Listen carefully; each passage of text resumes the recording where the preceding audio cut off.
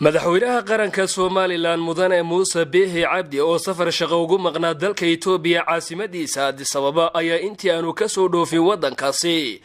waxa uu kulan kula qaatay hoteelka uu ka deganaa Addis Ababa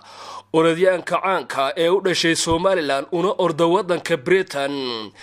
adduunyadana looga yaqaano Mo Farah kulankaasi ay wada yeesheen madaxweynaha jamhuuriyadda Soomaaliland mudane Muuse Biixi Cabdi iyo Mo Farah waxa ay ka wada hadleen sidii dhalinyarada Soomaaliland loogu dhiirigelin lahaa arrimaha isboortiga.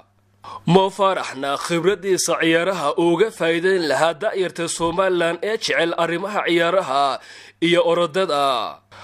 waxa kale oo xusid mudnayd in madaxweynaha jamhuuriyadda Soomaaliland iyo Mo Farah ay wada sameeyaan orod walow aanay diyaar u ahayn madaxweynaha Soomaaliland iyo Mo Farah haddana waxa u suurta gashay in yar ay wada ordaan si dhalinyarada Soomaaliland loogu dhiirigeliyo ciyaaraha iyo orodada si ay uga fogaadaan balwadaha iyo arrimaha taariibka isla markaana ay ugu mashquulaan ciyaaraha yarta jecel orodaduna ay ugu daydaan Mohamed Farah isla markaana ay ka gaadhaan darajada uu ka gaadhay orodada.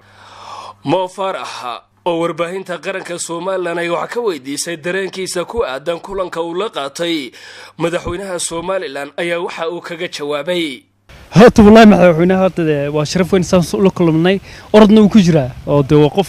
فتو أردية وأنا مالين أرد كانوا مالك است أردنا مالين يا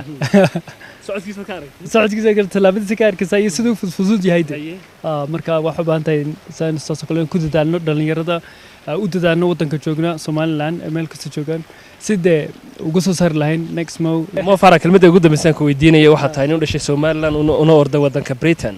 boqolaal dhalinyaro oo reer Soomaaliland ayaa ku daawanaya in maxaa taraasi lahayd walaal waxaan talin lahaa oo alxamdulillah wadankeena maanta meel fiican maraya